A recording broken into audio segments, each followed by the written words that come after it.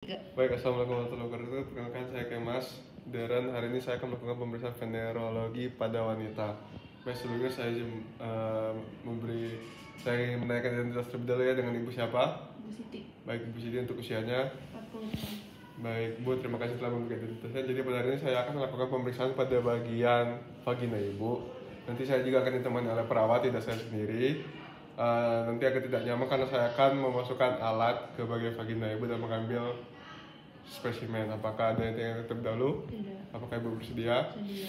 Baik, di sini juga ruangannya sudah ditutup tirai ya, Bu. Sebenarnya pasien, ibu jangan buang air kecil dulu ya, Ibu. Buang air kecilnya untuk pasangin kantong kemihnya. Baik, langsung sini saya akan mencuci tangan dan menggunakan handscoon.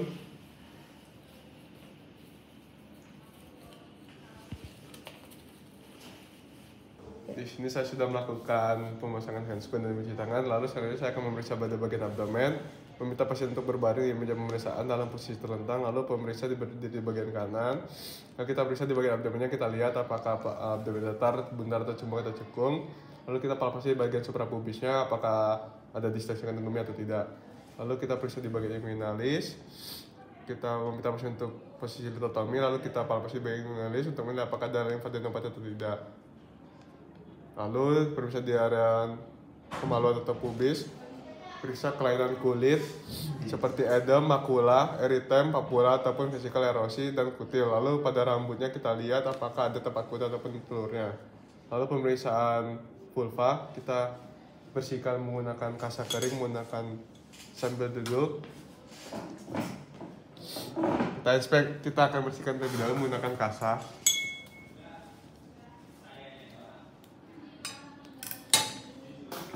Kita bersihkan di area vulva. Lalu saya akan inspeksi dari bagian labia mayor dan juga labia minor untuk melihat apakah ada edem atau tidak. Lalu lihat dari makula, apakah ada eritem, papula dan lain-lainnya. Lalu kita pisahkan labia mayor menggunakan jari telunjuk ibu jari, inspeksi klitoris dan meatus eksternalnya. Lalu inspeksi klitoris untuk melihat apakah ada pembesaran yang mengindikasi maskulinisasi atau gangguan endokrin. Lalu inspeksi meatus eksternal untuk mencari apakah adanya edem, makula. Jika ada makula juga apakah ada cairan. Jika tidak ada cairan, kita pijat uretra dengan meletakkan jari telunjuk pada bagian anterior vagina. Kemudian memijat dari arah belakang ke depan. Lalu kita periksa kelenjar periuretral, kelenjar scale, lihat apakah ada pembesaran atau tidak. Lalu pisahkan dua labia minor dan minor satu sama lain menggunakan jari telunjuk dan ibu jari dan amati introitus vaginanya.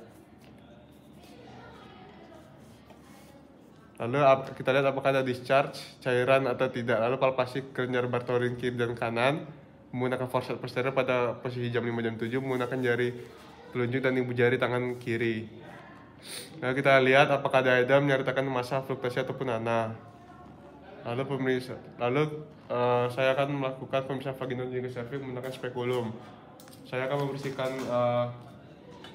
spekulum terlebih dahulu menggunakan, sebelum masukkan spekulum kita berikan introitus vagina menggunakan kain kasa lembab. Lalu buka kunci spekulum dengan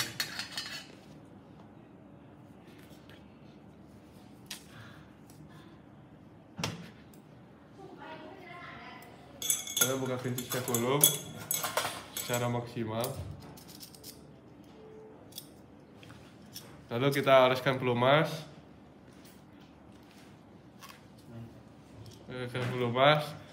Lalu saya akan jepit lidah spekulum menggunakan jari telunjuk dan jari tengah dengan memasukkan spekulum dengan posisi vertikal. Lalu mungkin dari tromouretra dan menggunakan tangan kanan dan masukkan spekulum menelusuri dinding vagina. Lalu putar spekulum searah jarum jam. Lalu saya akan mendorong lidah spekulum hingga saya akan membuka, lalu saya akan menguncinya.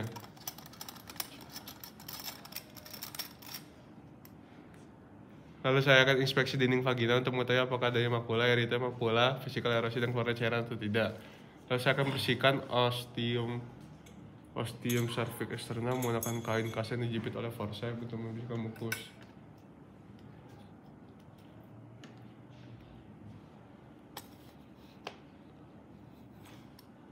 Lalu selanjutnya saya akan inspeksi cervix untuk ektopi, makula, eritem, valvula, ataupun dan keluhan lainnya. Kita apabila ada cairan kita perhatikan jumlah, warna, dan konsistensi. Lalu pengumpulan spesimen. Lalu saya akan bersihkan ektocervix dengan kain kas yang dijepit menggunakan forceps. Lalu setelah itu saya akan memasukkan cotton swab ke dalam saluran cervix putar hingga menyentuh dinding endocervix.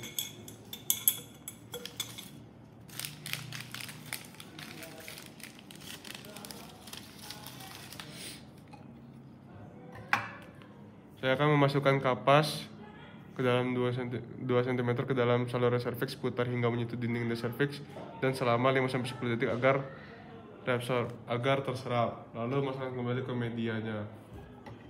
Lalu kemudian membuat persiapan yang gram staining.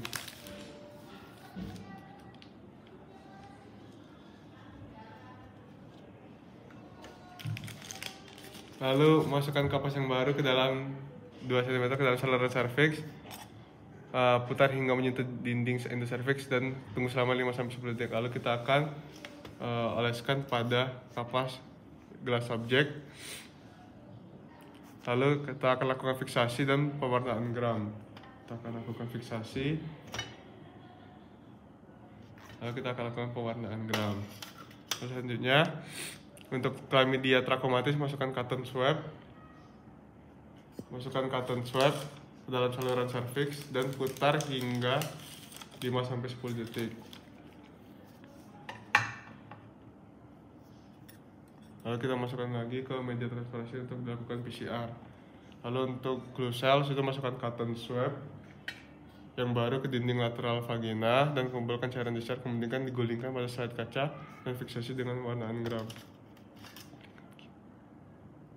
Kita fiksasi dan kita lakukan pewarnaan gram. Lalu untuk candida siapkan objek gelasi baru, ditambahkan status larutan KOH. Lalu masukkan status yang baru ke dinding lateral vagina.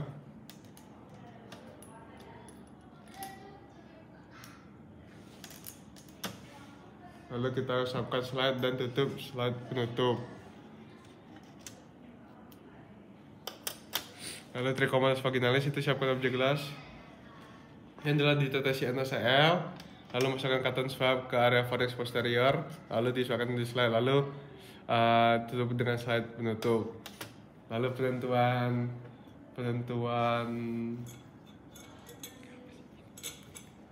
pH kita pakai kertas lakmus. Lalu kita akan jepit menggunakan forceps.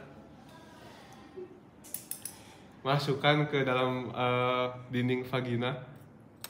Lalu kita catat nanti perubahan warnanya pada kertas pengukur pH dengan warna standar. Lalu pH normal itu 4 jika terbaca lebih dari 45 ada bakteri. Lalu melepaskan spekulum, lalu beritahu bahwa Bu, di sini saya lepasin spekulumnya ya Bu. Ibu relax, kita kendurkan kuncinya. Lalu kita tutup spekulum, lalu kita putar ke arah yang melakukan jarum jam, lalu kita keluarkan. Lalu kita teteskan KOH.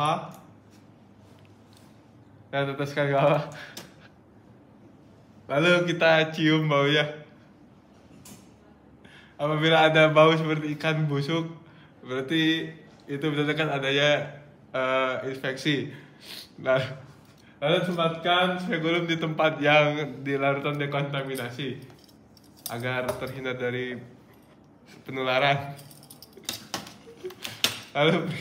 Lalu pemisahan perianal, kita lihat bokong dan kiri dipisah. Lalu kita lihat perianalnya apakah ada edem, makula, eritem, papula, vesikel, aerosiol, kutil ataupun cairan. Jika apabila ada cairan kita catat, hitung jumlahnya. Nah, baik Ibu, sudah selesai. Saya izin membuka sarung tangannya Ibu. Ibu boleh pakai celana lagi. Saya Rizal, alhamdulillah. Wassalamualaikum warahmatullahi wabarakatuh.